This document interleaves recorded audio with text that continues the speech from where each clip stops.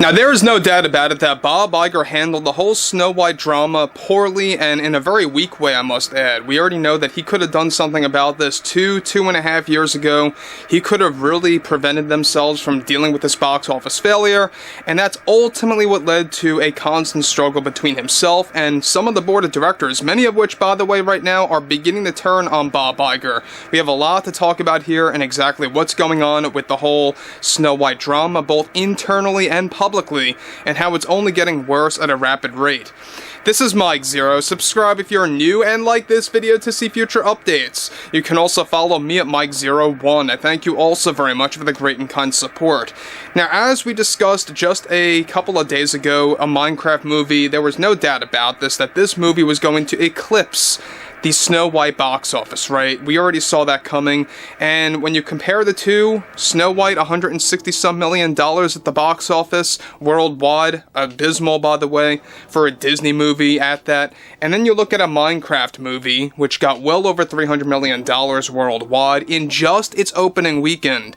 That is a very telltale sign that the Walt Disney Company did so much problems with the Snow White movie. They did so many different issues with that movie based on the Rachel Zegler situation, based on the drama between both Rachel and Gal Gadot, and that's just the beginning of everything. They had 3 rounds of reshoots. 2 of the reshoot phases, by the way, really set them back tens of millions of dollars. But let's get into exactly what's going on with Bob Iger and how he recently was forced to resign due to the Snow White drama, due to the Snow White backlash and the box office collapse, and a lot more catered to that.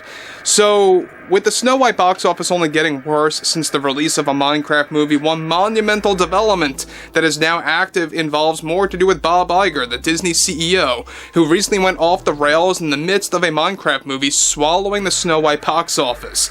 In a shocking twist and turn of events that took place during an emergency meeting/call that was held between both Bob Iger and the board, it turns out that Iger made a swift proposal, get this, that the board didn't expect, that created major backlash. Iger, in the midst of the Snow White failure and forced to put a pause on the live-action remake of Tangled, made a proposal to stay at the Walt Disney Company until 2028, 2 whole years after his previous plans to step down in 2026. Now, Iger reportedly was very desperate, where he also proposed a plan to the board to remake Snow White entirely, with 0 agendas attached, and to exclude the typical Disney message. Regardless of abandoning the top 3 shareholders, Vanguard, State Street, and BlackRock, the board reportedly didn't believe in Iger's proposal and is now officially forcing him to resign, either by the end of this year or by early 2026, either of which will be well before his previous plans to step down. Iger is already fighting back with the board of directors and is trying to gain leverage to stay at the Disney Company to rebuild his legacy until 2028. The board, roughly 80% of them, actually rejected his plans outright and are not so gullible this time around, since they are losing so many shareholders and customers, such as those on Disney Plus, abandoning that streaming service.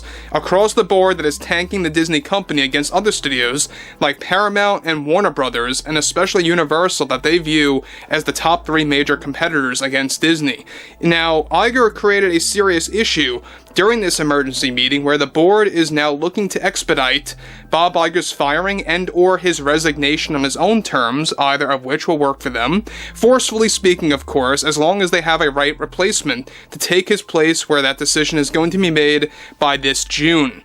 Now again, guys, like I say, what's interesting about all of this is the fact that you have Bob Iger, who for many months now kept on going on about his plans of stepping down to 2026 and to let somebody else take over.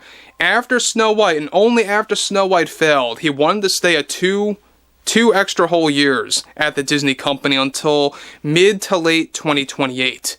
And it's sort of similar to what Kathleen Kennedy did or was trying to do at Lucasfilm, where she wanted at least one new Star Wars movie to come out before her resignation or before she herself stepped down.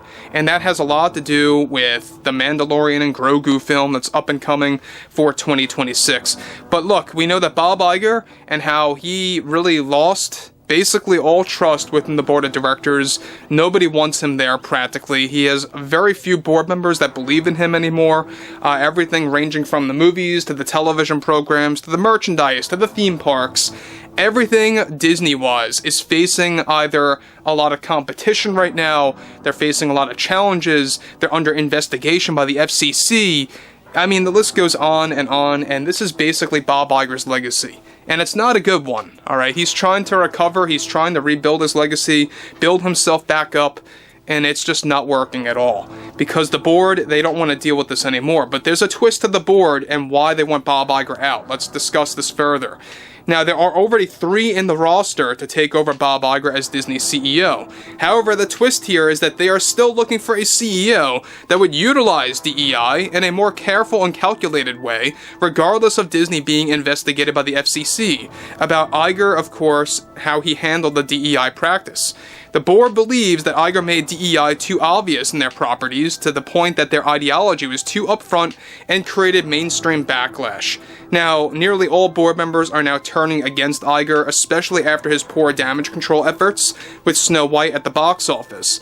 And the Rachel Zegler situation that could have been taken care of a year and a half in advance, Iger is planning to go down with the ship at Disney and is now in a desperate path to change the board's mind. Again, we know that Bob Iger believes in legacy. Legacy is very important to this guy. And this is exactly why I always call him Bob Iger. He's gonna lie, he's gonna say whatever he has to say to gain the trust of shareholders, customers, to string them along into the following year. He will do whatever is possible to allow people to believe in him as a CEO. And that's why you have him going into damage control over Snow White, saying all these nonsense things about how there's no ideology there, there's no message that's being thrown around in the movie at all, that people are crazy, that people don't even know what the word agenda even means, all these nonsense claims. However, that is working to no avail. The board now wants him out by this December or November at the earliest, and is their preferred time frame to boot out Iger from Disney, all because of what happened with Snow White and how their agenda this time around was just way too obvious, especially after the Acolyte series, which is another obvious, message by the Disney company centered on Star Wars. So, look, within the past, year, alright, not speaking about 2025 in isolation, but within the past 12 months, they have had so many failures across the board, whether it was for Disney Plus or for theaters. When you look at programs such as The Acolyte, the most failed Star Wars project in existence, and now you're looking at Snow White, the most failed Disney live-action remake in existence, you combine the two, they literally destroyed 2 major properties, 2 major characters, and or brands that had so much respect many years ago that are now allowing people to just give up on Disney altogether. People are waking up, they're heading over to other programs and or streaming services like Paramount, Peacock, HBO Max, the list goes on and on. People don't want to deal with the Disney message anymore, regardless of their claims of, we're backing away from DEI now. Bob Iger has said this to the upteenth time now. It's always a lie, because he always actually reverses that action over and over. But overall, I would like to hear what everyone has to say about the board's decision here, and if you guys did enjoy the content for today, make sure to drop a thumbs up on this video to support the channel, and I will catch you guys later.